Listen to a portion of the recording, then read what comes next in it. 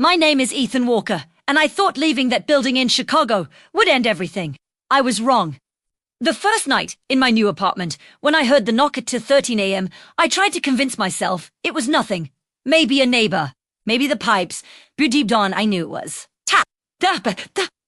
It was soft, almost polite, like whatever followed me wanted to remind me it was still there. The next morning, I asked my neighbor, an older guy named Mr. Klein, if he heard anything strange during the night.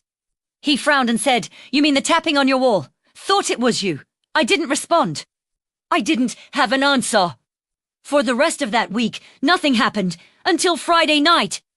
At 2:13 a.m., I woke up to the sound of something sliding across the floor. Slow, dragging, like fingernails being pulled across wood. But here's the thing, my apartment had carpet.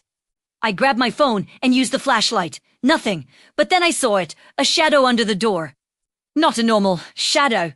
This one was breathing, expanding and shrinking. I held my breath as the doorknob slowly began to turn on its own. Once, twice, then it stopped. A whisper floated through the door, the same woman's voice I'd heard before. "He's inside your walls now." "Ethan." I stepped back. My legs felt weak. I wanted to run, but something told me running wouldn't help this time. The next day, I went straight to Mrs. Henderson, the building manager, from my old place. I demanded answers. She hesitated, then finally said, "There was a man who lived in room 215. His name was Marcus Holley. He was a quiet tenant, but he said the walls talked to him. Said something lived behind them. We thought it was mental illness. Until struggle no backpack. Just gone, and the knocking started after that. I asked her, was there anyone else who heard him? She nodded, a girl named Sarah Conway.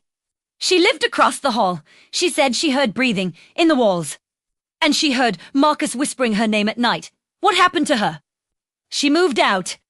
Then 2 months later, she vanished too. My heart felt like it dropped into my stomach. As I left the building, Mrs. Henderson called after me. "It doesn't stop when you move," she said. "It picks someone. And it follows." That night, I stayed awake. But at 2:13 a.m., exhaustion took over, and I drifted off. I woke up to silence. Too much silence. Then I realized I wasn't in my bed anymore. I was sitting on the living room floor, facing the wall. My hands were resting on the carpet, but they were covered in dust, the kind of dust that sits behind furniture no one touches. On the wall, written in that dust, were 4 words. "You let him in the air," suddenly turned ice cold. My breath fogged. Then, from inside the wall, I heard it, breathing, slow, deep, hungry. The drywall behind me started to bulge outward, like something was pushing from the other side. A handprint formed on the wall. Fingers long, thin, stretching the surface like wet fabric. Then I heard the whisper again, the woman's voice. "Run, Ethan. If you stay, he'll take you like he took Marcus." Like he took me. My blood froze. The handprint on the wall began to move sideways, dragging across the wall, stopping right behind my head, and then tap, tap, tap, right against my skull. I jumped up, grabbed my keys, and ran out the door. I didn't stop running until I reached the street. I didn't look back. I didn't want to see if the wall was moving. I checked into a motel on the edge of town.